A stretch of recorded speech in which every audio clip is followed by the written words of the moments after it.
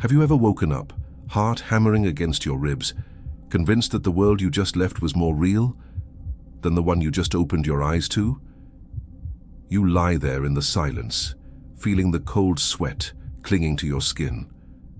The boundaries between memory and reality begin to blur. You vividly remember the texture of the cold stone walls you were touching. You recall the rough grit beneath your fingertips. You even remember the specific metallic smell of the heavy rain in that dark place. It was an atmosphere so thick you could almost taste it. But then, in an instant, it is gone.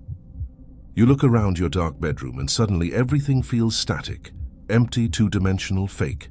The shadows feel painted on. You try to brush it off as just another weird dream. But what if that was not a dream? What if your mind did not just wander into a fantasy? What if your brain was instead changing channels to a different frequency? A frequency where a version of you already exists, living a life just as tangible as this one, in a parallel dimension. Perhaps sleep is not a rest, but a temporary glitch in the broadcast of your existence, a window into the truth. We've been told that dreams are just the brain's garbage disposal, a nightly process designed to purge stress. But think about it. The brain is an electrical organ. It doesn't just store data, it vibrates with frequency. If our waking reality is one specific channel, one stable frequency, what is actually stopping your brain? When it disconnects from the sensory input during REM sleep, from simply retuning to a completely different frequency? Think of your consciousness like a radio signal. A parallel reality is just a different station. In this life, you chose the corporate job. In that channel, you made the decision to travel, to take the risk. And tonight, when you sleep, you might just be tuning in to hear how that version of you is doing. This isn't just science fiction. It is based on something that makes physicists lose sleep. It's the many worlds interpretation of quantum mechanics. The theory that every time a choice is made, any choice, no matter how small, reality branches. You didn't just choose between coffee or tea. The universe split. There is a version of you in a reality where you didn't miss that train, a version where you moved to a different country, a version where you never broke your arm at age 10.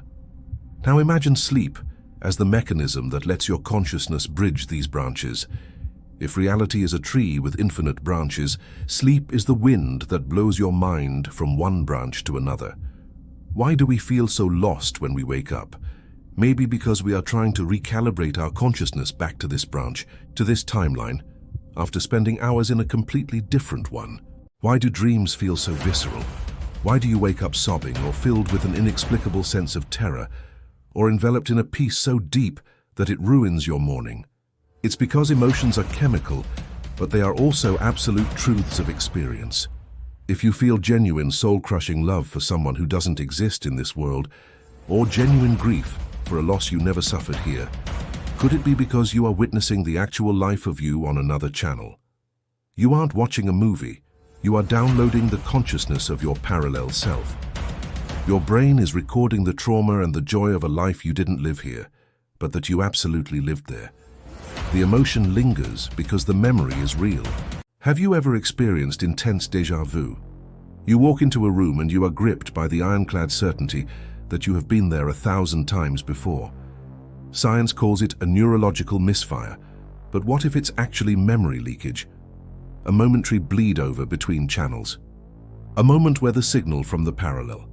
You became so strong that it overlapped with your current reality. And if you've ever had a lucid dream where you realize you're dreaming and gain control, you aren't just playing in your mind. You are becoming aware of the frequency you are currently tuned into. You are exercising agency across dimensions.